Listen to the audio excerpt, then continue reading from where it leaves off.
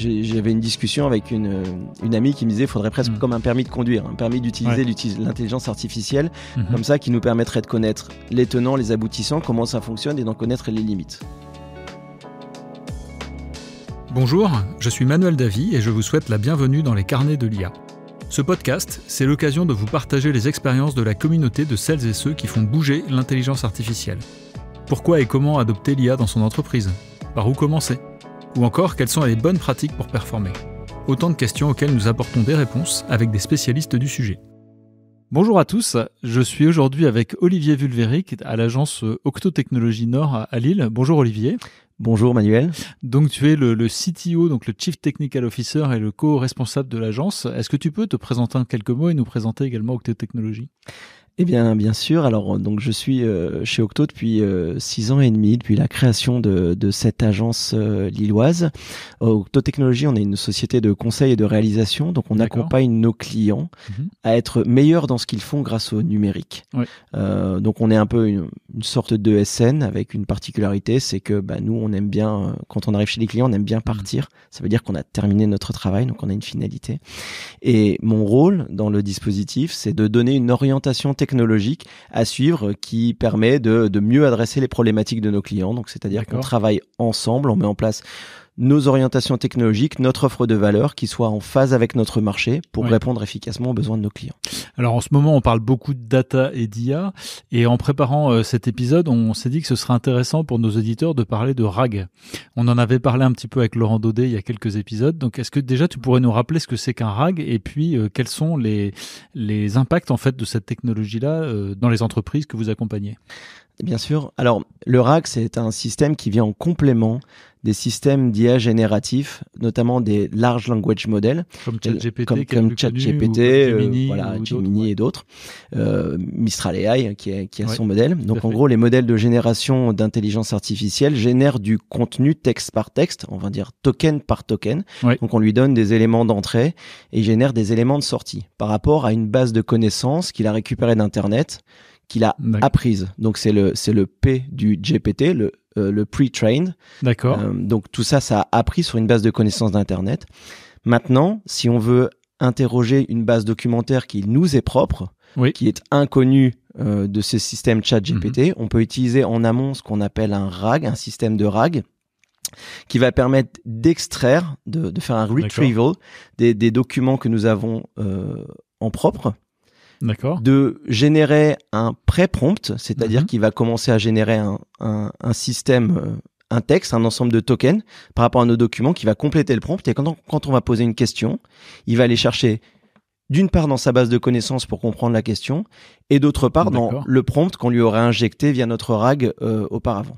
C'est une espèce de consultant qui connaîtrait un peu tout de ce qui existe dans le monde et qui en plus aurait lu toute la documentation interne de l'entreprise finalement. C'est exactement ça, il parle tout le vocabulaire d'Internet et il connaît toute la documentation de l'entreprise. D'accord. Et donc aujourd'hui on en parle beaucoup effectivement puisque c'est un moyen pour les entreprises d'accéder plus facilement à leurs informations internes. Est-ce que tu pourrais peut-être nous partager quelques exemples précis d'utilisation que tu as pu tester ou que vous avez pu voir chez Octo Technologies ?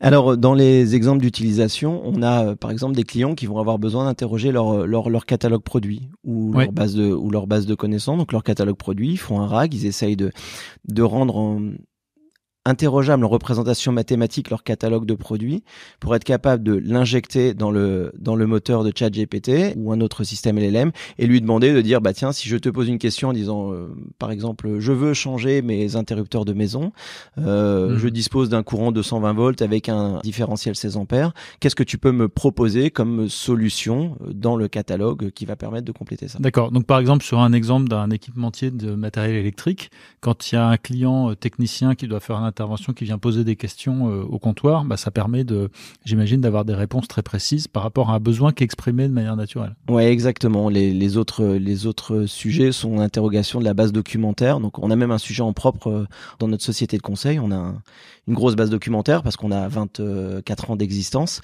On est en train d'étudier l'effet d'un système de RAG pour pouvoir interroger notre propre base documentaire en disant, voilà, un client, un partenaire vient avec une problématique. On va interroger notre base de documentaire pour essayer de cibler les solutions qui sont déjà apportées, qui sont en général dans la tête des gens. Ouais. Et là, tout le monde y aurait accès sans aller taper sur l'épaule du voisin en disant Bien sûr. qu'est-ce que tu me proposes. Alors, quand on parle de RAG, moi j'entends souvent beaucoup de gens qui me disent oui, mais du coup, il n'y a plus besoin d'experts, il n'y a plus besoin de consultants, ça va remplacer tout le monde. Est-ce que tu peux donner un peu ton regard sur cette question-là ? Ah, c'est intéressant. J'avais une discussion avec un collègue justement la semaine dernière. Il disait que le risque pour lui, c'était que justement qu'on perde l'expertise globalement avec les RAG. Donc on a toujours besoin d'experts. Alors les experts, ils sont à plusieurs niveaux. Il y a les experts qui vont concevoir le système. Je vais les mettre à part. Et après, il y a les gens qui utilisent. Et en fait, ce système de RAG là, il va nous donner un niveau, il va nous apporter un niveau d'expertise qu'on récupérait chez l'humain d'habitude. Et le risque, c'est qu'au fur et à mesure de l'utilisation de ces RAG, on perd cette expertise. Je vais illustrer mon propos. Aujourd'hui, on a des calculatrices qui nous permettent de calculer des racines carrées. Oui. Et aujourd'hui, l'expertise d'extraire une racine carrée, on l'a perdue. Est-ce que c'est grave ? Je ne sais pas. On a cultivé d'autres expertises. Aujourd'hui, on n'a plus besoin d'apprendre à extraire une racine carrée. On cultive d'autres expertises. Donc, cette base d'expertise d'aujourd'hui, on va avoir tendance à la perdre et on la remplacera par autre chose qui va nous rendre plus efficaces. D'un autre côté, on sait que les LLM parfois font des erreurs. Tous les systèmes d'intelligence artificielle font des erreurs. Il y a donc besoin d'experts humains qui seuls peuvent trouver les bonnes réponses. Et puis, on sait également que ça ne sait pas faire des déductions logiques complexes. Donc peut-être il y a quand même encore beaucoup de place. Ça reste des assistants. Ça reste des assistants. Aujourd'hui, ça reste des choses qu'on. J'avais une discussion avec une amie qui me disait, il faudrait presque comme un permis de conduire, un permis d'utiliser l'intelligence artificielle, comme ça, qui nous permettrait de connaître les tenants, les aboutissants, comment ça fonctionne et d'en connaître les limites. D'accord. Ouais. Mais tout à l'heure, en préparant également cet épisode, tu nous parlais de cas d'usage pour les développeurs informatiques. Oui, ça c'est le. Alors bon, bien évidemment, il y a eu toute la vague de GitHub Copilot, donc pas du Copilot. Il y a une ambiguïté de langage. Hein. Il y a deux copilots sur le marché. Microsoft et le copilote de GitHub qui n'ont rien à voir. Donc qui permet aux développeurs d'être plus efficaces. Et donc ça a aidé beaucoup les développeurs. Et ça fait quoi très concrètement, peut-être pour expliquer à nos auditeurs ? De la même manière, aujourd'hui, un large language model, il génère du langage humain. Donc on lui donne du texte, on lui donne une phrase en français et il continue la phrase mot par mot en français. Mais on peut faire la même chose avec un langage informatique. Avec du code. Avec du code. Donc c'est un langage également, on lui donne le début de code et il est capable de le compléter, voire même on lui donne une explication, il est capable de nous donner le code, il est capable de le commenter, il est capable de nous générer une suite de tests. Donc on peut lui dire crée-moi une fonction dans tel langage qui va avoir telle entrée et telle sortie et qui va calculer ce type de choses. Tout à fait. Alors le risque, si je rebondis sur l'exemple qu'on avait au niveau de l'expertise, c'est qu'en fonction des langages, on peut avoir un œil critique, mais pour des fonctions très commoditaires, on peut tout à fait se retrouver avec. J'ai un exemple très précis. J'ai fait un développement une fois et avec une technologie qui est très particulière, qui s'appelle du WebGL, qui permet d'adresser les processeurs graphiques. C'est un monde que je ne connais absolument pas. C'est très complexe. Il y a une certaine expertise à avoir. J'ai demandé à l'assistant de générer le code. Le code a fonctionné. Je l'ai utilisé tel quel. Donc, mais je n'ai aucune expertise sur le WebGL. On n'est pas sûr qu'il fait exactement ce qu'on veut dans toutes les circonstances. Alors après, il faut faire une suite de tests, etc. Et je l'ai mis dans un environnement contraint et non risqué. Mais si tout le monde fait comme moi, on a perdu l'expertise WebGL. Ouais, d'accord. Donc il faut pas faire ça. Et dans l'autre sens, pour documenter le code, c'est peut-être aussi très utile. Alors pour documenter le code, c'est très utile, et pour analyser du code existant, parce que à partir du moment où on met un code en production, ça devient du legacy, du patrimoine dont on dispose. Et en tant que société de conseil, on est souvent amené à aider les gens à analyser leur patrimoine de code et à travailler. Plus personne se souvient ce que ça fait. Voilà, donc il faut parce que les gens sont partis, ont changé, sont des vieilles technologies. Et là, par contre, on a un système qui devient très utile parce le système LLM nous permet d'analyser toute cette base de code, nous documente le code, nous explique ce qu'il fait, ou en tout cas nous guide. Donc, de la même manière qu'il peut halluciner, on ne va pas prendre pour argent comptant, écouter les yeux fermés tout ce qu'il va nous donner. Par contre, ça nous donne une bonne indication sur à quoi pourrait servir le code, etc. D'accord. Écoute, merci pour toutes ces explications sur les RAG et sur les LLM, et ça nous amène du coup à notre première question. Vous avez un message. Bonjour Olivier, j'avais une question. Comment on vérifie que les informations qui sont données par le RAG sont les bonnes, et comment on vérifie qu'elles respectent les droits d'accès aux informations de chacun ? Donc effectivement, oui, mettre un RAG, c'est très puissant visiblement, mais comment on garantit une forme de sécurité d'usage en interne sur les différentes questions qui ont été posées là ? Alors, on rentre dans un système de production d'assets numériques. Donc, on va avoir tout un pipeline d'étapes qu'on va faire pour faire la récupération des documents. Et on va avoir un routage qui nous dit, je peux accéder à tel document, je peux pas accéder à tel document. Donc, d'accord, des contrats confidentiels, des fiches de paye, des contrats de travail, tout ça. On les expose simplement pas au RAG. On fait éventuellement plusieurs RAG, et dans ces cas-là, on va rentrer dans un système de routage où, comme je l'ai dit au début, le RAG, c'est un système de génération de complément du prompt. Oui. Là, on va compléter le prompt en fonction de la demande, avec un prompt qui est autorisé ou un prompt qui n'est pas autorisé. D'accord. Et du coup, comment, deuxième aspect de la question aussi, c'est comment on garantit une forme d'exactitude des réponses. C'est-à-dire, on a tous entendu parler d'exemples de LLM qui se mettaient à halluciner, c'est-à-dire inventer des réponses qui n'existaient pas. Comment en entreprise on arrive à se donner un peu de sécurité là-dessus? Alors, il y a une partie amusante qui est quand on teste le RAG, en général, on le teste avec un autre système de LLM aussi pour voir qu'il donne une réponse qui est un peu cohérente. Alors, il ne nous donne pas exactement, on ne peut pas valider qu'il a donné le bon document, mais on a déjà validé qu'il avait donné une réponse cohérente. D'accord. Et après, il y a le deuxième sujet où, on va essayer de compléter notre prompt, on va indiquer à notre LLM dans ses résultats de nous donner le fichier source avec éventuellement un système, avec éventuellement un extrait. D'accord. Parce que comment un peu on comme fonctionne dans les moteurs de recherche auxquels on est habitué, mais cette fois-ci c'est tout en langage naturel. C'est exactement ça, parce que comment on fonctionne quand on fait le RAG, on va pas donner une information exacte, on va faire des dérivés de notre document. On va demander un document qui parle de mathématiques appliquées, et on va lui demander de nous générer plusieurs exemples de ce document, de le réécrire dans différents formats, pour qu'en fonction de la question, on puisse se dire ça ressemble à un des formats, et celui-là on sait qu'il correspond à ça. Et à la fin, in fine, on va mettre tout un système en place qui va nous donner la source du document d'origine, qui dit j'ai répondu grâce à ça. Mais ça, c'est un vrai enjeu. Dans la science du RAG telle qu'elle a été pensée, ça n'était pas prévu. On est vraiment dans l'ingénierie logicielle, dans la conception, dans l'ajout de l'ingénieur à une solution qui n'a pas été pensée par le modèle scientifique au départ. Tout à fait. C'est le rôle justement des ingénieurs. Exactement. Et après des intégrateurs.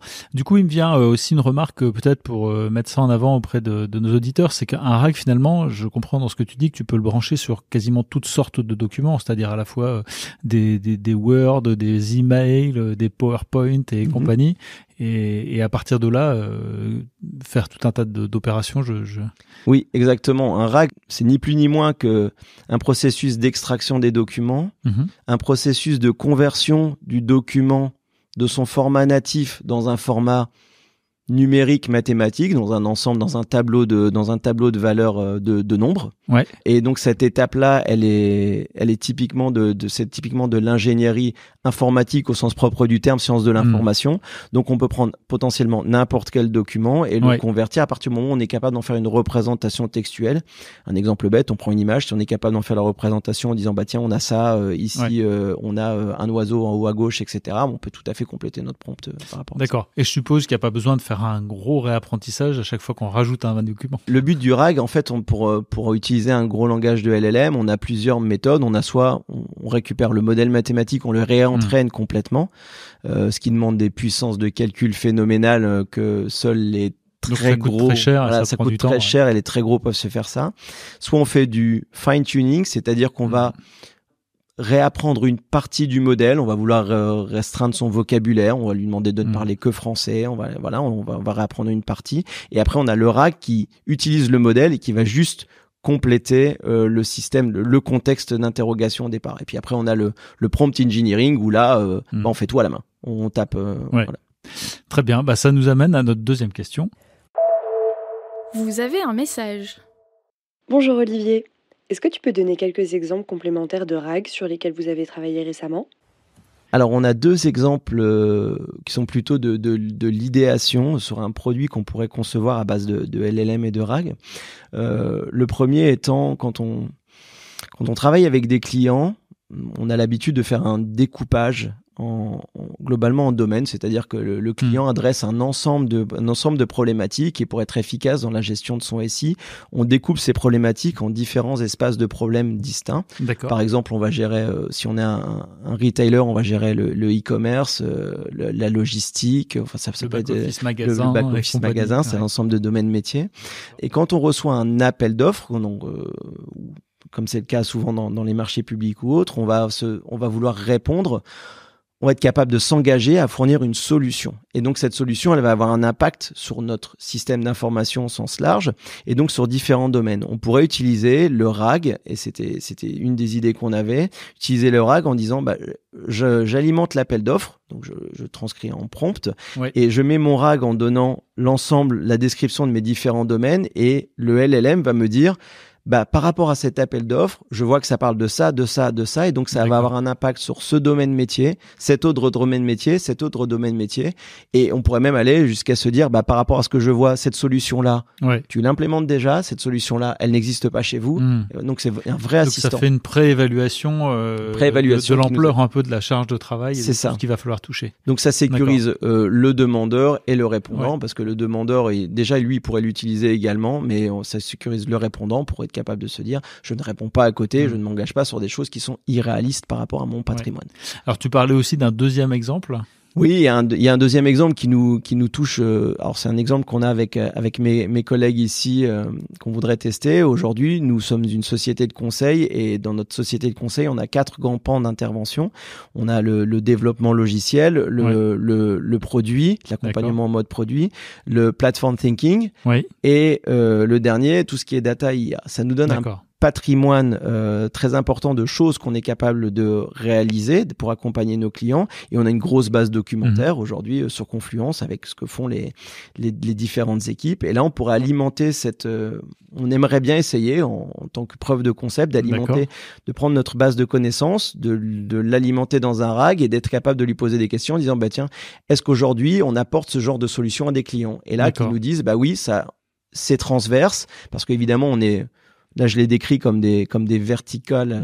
Ça n'est pas le cas. On travaille quand même tous ensemble. Oui, on adresse ça. C'est adressé en partie par le produit, c'est adressé également par la data, et donc ça fournit une solution complète. Et une petite question que je me posais, c'est est-ce que, à ton avis, là aujourd'hui, un RAG, sous réserve d'en avoir les moyens, c'est accessible à n'importe quel type d'entreprise dans tous les métiers, n'importe quelle taille d'entreprise? Comment tu vois les choses? Oui, le vrai enjeu, il est aujourd'hui plutôt au niveau de la souveraineté des données. Alors, on a beaucoup de chance. On est en Europe. Alors, moi, je trouve que c'est une chance. On est bien protégé pour beaucoup de choses, et on a un enjeu de souveraineté des données. Le RAG en lui-même, il est assez simple à mettre en œuvre, enfin, à tester. Après, on a l'enjeu du modèle derrière qu'il faut tourner. Soit faut le tourner localement avec des modèles open source comme Mistral, comme Llama chez Meta. L'enjeu, il est surtout là. Et l'enjeu, il va être aussi au niveau de la capacité de calcul, au niveau de l'inférence. L'inférence, c'est le fait donc il y a le modèle, on apprend. L'inférence, c'est vraiment le fait d'interroger notre modèle. C'est le runtime. Et donc ça va être un enjeu parce que là, tous les cas que je donne, on est vraiment dans un usage plutôt B2B ou un usage interne. Où on va accompagner nos clients. Demain, une ouverture de ce genre de chatbot en B2C, ça va avoir un impact économique et environnemental qui sera pas neutre, donc RAG ou pas RAG, là il y a une autre question à se poser. Je veux mettre par exemple un assistant conversationnel sur mon site de e-commerce, du coup là il est ouvert en B2C et il peut y avoir un très grand nombre d'interrogations, y compris des gens qui s'amusent avec pour poser des questions qui n'ont rien à voir. Exactement, et donc ça va coûter cher en ressources numériques, et donc cher à la planète. Donc, bien sûr. Très bien, donc probablement aussi on n'est pas arrivé au bout de ces technologies-là, et elles vont devenir plus vertueuses avec la recherche qui continue d'avancer. Il y a 2 mondes qui se rejoignent aujourd'hui. Il y a eu le monde de la data science, on a eu des modèles, on a eu une disruption totale avec une découverte. En fait, le GPT-4, quand il est arrivé, c'est pas une invention, c'est une découverte. On a découvert une capacité de raisonnement qu'on ne soupçonnait pas et qu'aujourd'hui on n'explique pas encore complètement.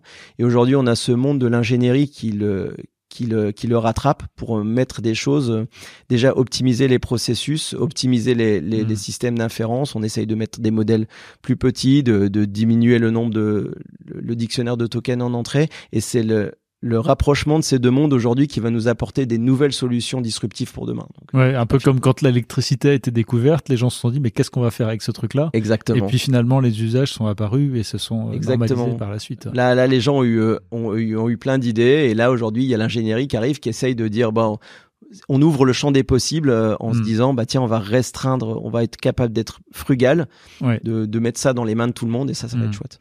Et du coup, on a fait la boucle, on a rebouclé la boucle avec notre premier exemple qui était la distribution de matériel électrique. Exactement. Très bien. Et je te propose qu'on en reste sur cette dernier échange. Merci beaucoup encore, Olivier, pour ton accueil aujourd'hui dans les locaux d'Octo Technologies à Lille. Merci à toi. Quant à nous, on se retrouve dans 15 jours pour un nouvel épisode. D'ici là, n'hésitez pas à nous retrouver sur notre site internet www.iahdf.org, à vous abonner à notre podcast et aussi à commenter notre podcast sur votre plateforme préférée. À bientôt.